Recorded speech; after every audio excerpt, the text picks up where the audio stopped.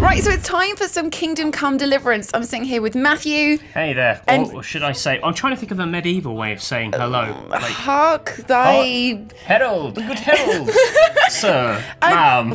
That's terrible. Never do that again. Okay. So I'm assuming with your weird hello that Kingdom Come Deliverance is a medieval setting game, because you played it today. Yes, I have, yeah. This is a sort of open world RPG, kind of in the vein of Elder Scrolls. Okay, I'm listening. I'm interested. But also with a little bit of The Witcher mixed in. Okay. But what's kind of interesting is that it's set entirely in real history. Oh, so it's not got, unicorns and things like No, it's set in medieval Germany. Oh, well, that's convenient, because that's where we are. Not medieval Germany right No, now. we're That'd be not, weird. We haven't no. time travelled, but we are in Absolutely Germany. not. No, we're looking at cutting-edge graphics at the amazing Gamescom, which is very far from the medieval Germany. And you play as a sort of peasant got lucky. So A peasant who got lucky? A peasant who got lucky. Right. Well, I say got lucky. His family got murdered. Oh, well, that's not really that lucky. But in the presence of his family getting murdered, he meets some sort of lords and high kind of aristocrats who are these chaps at the dinner table. So it's kind of, not a rags to riches tale, interestingly. So you're this sort of peasant chap who basically means you sort of stand around in a lot of very nice dining rooms, listening to kind of very rich men talk about stuff, and then you get to tag along and help out. Okay, so wait. All right. What do you actually do as a peasant? Are you doing Well, you're a cleaning knight. You're jobs? you're like a trainee knight, but you're not allowed to become a knight because of the kind of the way the kind of hierarchy of the time works. Okay, Okay. But that's what I think is really interesting about this is that it doesn't follow those cliches of like in Skyrim, you're like some unknown prisoner, and then within 2 hours you're meeting like the most important kings. And they're like, "You're great." Yeah, but you slayed a dragon. Yeah, but that's exactly it. It's kind of bogus. Like, when does that ever happen? If you're the Dragonborn, it happens. Well, of Excuse course, me, yes, you're the Matt. dragon. You're not the dragonborn in this. You're like the mudborn.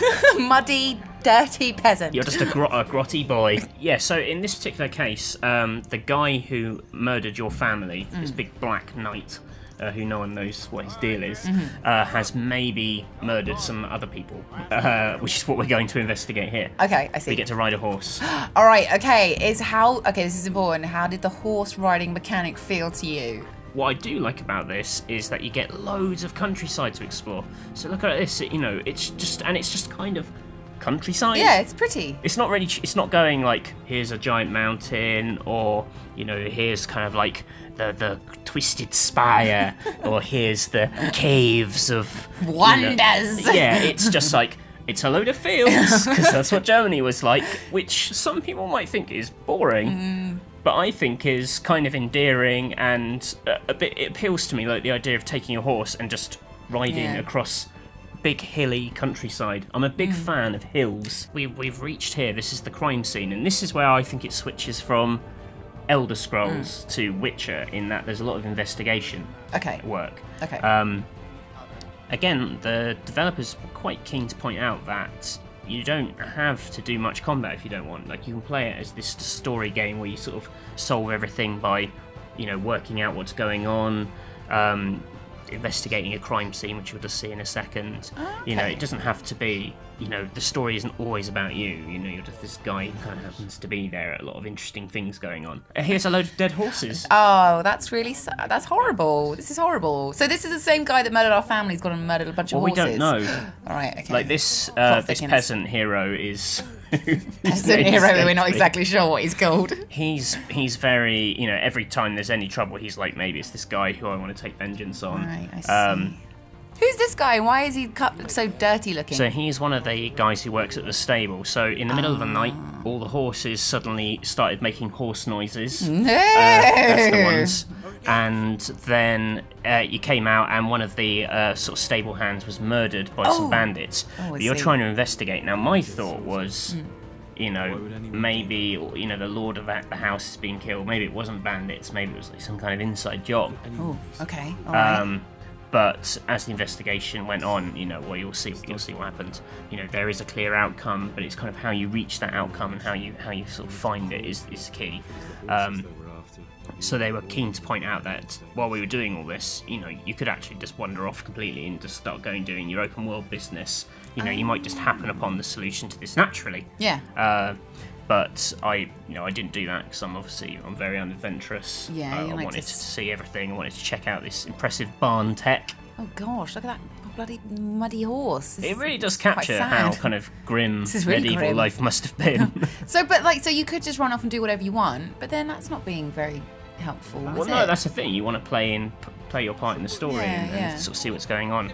So yeah, you can kind of chat to these characters and they give you more clues.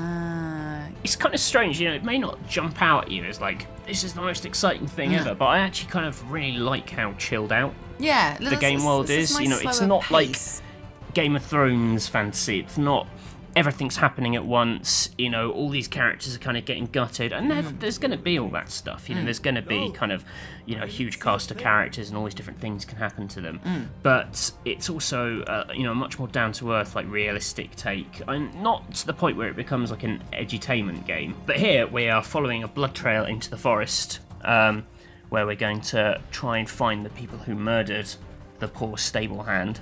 Okay, all right. Did you solve it then in your playthrough? Yeah, I solved it.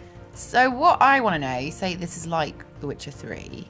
Is there going to be as many nudie scenes with the bathtub perfectly hiding any untoward objects? I don't know. There wasn't any in this. Mainly because we just got to a place. There are dead horses everywhere, and that isn't normally your invitation to take off all your clothes. I think Geralt will just find a way. That's why I need to know. How the famous song goes. There are a load of dead horses in here. Let's take off. Let's take off all our clothes. That isn't Nelly wasn't thinking about that when he wrote that. No, classic, he wasn't. Classic song. We found the bandits. The bandits have found us. They found us. We're legging it. So you can fight them. Yeah. Or because you're like not the best fighter in the world, you can actually also lead them back to your knight friends and let them do the job. So you can literally run home to the big boys and be like, "Big boys, help me!" So when you say you're not very good at combat, did you feel that? Were you like struggling? No, I was okay at it, mainly because I snuck up and just smashed them over the back of the head, so I didn't really get to engage that much. The combat weirdly has more in common with For Honor than any other first-person combat system. Right. In that it's about stances. There was like a little 5-pointed arrow which shows you which bit of them you're targeting, and there's a defensive block. You know, you have to defend from the right angle as well. Yeah. And it's kind of got that vibe of one killer blow in the right place will probably do the job, which I really like. They've apparently got sword masters, if that's a thing. Yeah, working at the studio. Profession as a sword master. Is that a thing? Can you be a sword master? Yeah, who taught them about the stances and how to use all these medieval weapons. But this bloke has followed you all the way back to Night Town. And now it's all going to kick off. Oh gosh! And so now you've got See the arrow that appears, the star that appears on him. Oh yeah. Oh, I see. Those are the stances. Oh yeah, it's very like For Honor, isn't it? Yeah, but in first person. Actually, I really like the combat. It had a really nice beaty feel to it, and the animations were great. I feel a bit sorry for him now. They die well. Oh yeah, look, it's not just literally just falling to the ground. He's slowly like, they all do that. Tell Vladimir I loved them. Which is kind of the end of this mission. Okay. Kind of the end of this particular action. So that's kind of Kingdom Come in a nutshell. It's like a very grounded open world fantasy RPG. Not fantasy. It's not fancy. RPG. Yeah, it's totally sort of realistic. If you want like The Witcher without monsters. So just dealing with the political intrigue and like the social hierarchy of a historical society, I think that's pretty cool. And no bath time nudity. No bath time nudity yet. Well, yeah, watch this space. Watch this space. Absolutely. So, yeah, that's Kingdom Come. All right, thanks, Matt. So there we have it. Kingdom Come Deliverance, due to come out sometime next year. We'll have more details when we know them. Do make sure to hit the subscribe button if you haven't already, and hit that like button if you enjoyed this video. We will see you next time. Bye. Bye.